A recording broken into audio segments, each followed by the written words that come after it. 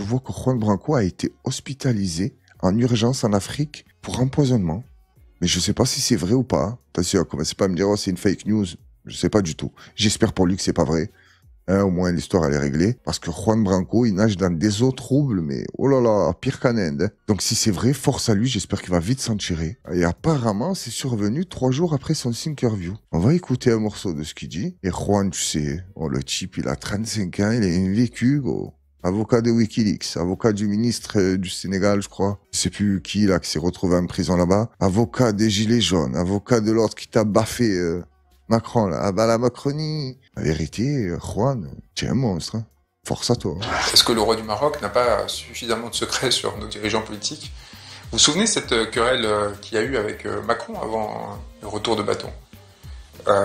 Avant cette reconnaissance du Sahara occidental et cette réconciliation, etc. On avait des relations extraordinairement tendues avec le Maroc, assez similaires à la tension qu'on a connue avec l'Algérie aujourd'hui. C'était lié à quoi? Des écoutes, des instrumentalisations mutuelles, notamment sur l'intimité de chacun de nos dirigeants. On va pas en dire plus, mais ceux qui savent comprendront. J'ai pas envie de faire sauter votre chaîne, ou de vous faire retrouver avec des... Mais on le sait parfaitement.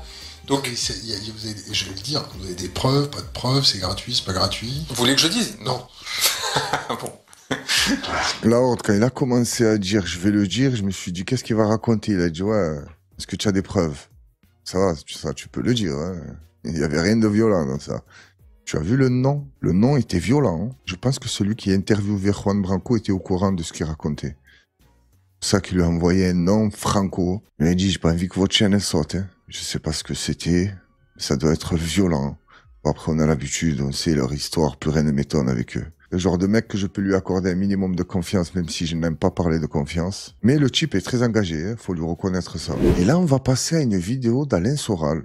Écoute ce qu'il dit sur Juan Branco. Alors, un que je vois en ce moment un petit peu fabriqué et auto-fabriqué, parce que c'est un histrion, c'est le petit Branco.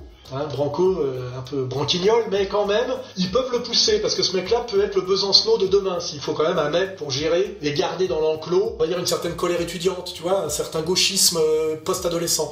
Et je veux dire, et Branco a bien le profil d'être le nouveau Besancenot. T'as vu que Besancenot, il prétendait me faire la peau, c'est moi qui l'ai eu sur la longue durée. Ils ne peuvent plus rien en faire. Je sais pas s'il fait toujours le facteur, là. Quant au petit Branco, sur le communautaire, école alsacienne, Sciences Po, psychanalyse, producteur de cinéma, pour moi, il est très possible que ce soit un enfant de marane qui s'ignore. Hein. Je l'ai dit déjà. On n'a pas trouvé, mais à mon avis, il est... Et puis de toute façon, il y a un mec qui aurait parfaitement sa place chez Hanouna, hein, tu sais, dans le Cénacle des intervenants. Il est recyclable chez Hanouna. Hein. Et en fait, recyclable chez Hanouna, ça veut dire poudre aux yeux, quoi. Je veux dire, Lord, est-ce que tu m'as vu le mépris de ce mec? Et petit Juan, branquignol, Besancenot, il travaille toujours facteur. Juan Branco, producteur de cinéma, Sciences Po, je sais pas quoi. Ok. Et toi, tu as fait quoi? Tu n'étais pas dans la publicité? Tu n'as pas fait un film avec Saïd Tagmaoui? Tu n'étais pas dans le monde de la mode? Tu n'étais pas tout le temps sur les plateaux télé? Et soi-disant, tu as changé. Tu es devenu dissident. Et pourquoi Juan Branco ne pourrait pas faire aussi comme toi? Pas tout comme toi. Parce que je pense pas que Juan Branco, c'est son délire de se faire lécher le cul par des Yorkshire. Hein? C'est un fou ce qu'il a écrit dans son livre. Je me suis laissé aller à un désir interdit, je sais pas quoi. J'étais avec une meuf, les jambes en l'air. Le Yorkshire, il s'est approché, il a commencé à me manger le cul. Je suis désolé de dire ça, mais c'est ce qu'il a dit. Et il a kiffé, tu vois, il a même plus calculé la gadji. T'imagines, ça t'arrive, ça? Je dis, oh, qu'est-ce que tu fais au chien? Tu lui fais la morale au chien. Je dis, ça se fait pas. Eh non, lui, non. Il a kiffé. Il est là, il te dit Juan Branco, le petit. Le petit avocat de Wikileaks. Le petit avocat du ministre sénégalais, si je dis pas de bêtises. L'avocat des gilets jaunes gratuits. Et Soral, quand ils t'ont parlé d'amende et de prison, tu as fait quoi? T'es barré en Suisse. Hein, c'est un méchant patriote, lui. Je sais qu'il est suisse, mais bon, quand ça a vraiment chauffé pour lui, c'est barré. Il est là, il te dit le petit branquignol. Je te mens pas, Soral, je peux pas. Soral, c'était le genre de mec, avant j'écoutais, moi j'entends pas, moi j'écoute. Il disait des trucs de fou. Je suis né baratineur, j'aime baratiner, blablabla, j'ai un certain sens du baratinage. Comment, un mec qui me dit ça, moi je vais l'écouter? Et les pros Soral, là, hein, aux Dieudonné et tout ça, on me cassait pas les couilles, j'en ai rien à foutre. Hein. Des Dieudonné, des Soral, des mecs qui se gavent, et moi je vais me prendre la tête avec des pros Soral et des pros Dieudonné, je m'en bats les couilles.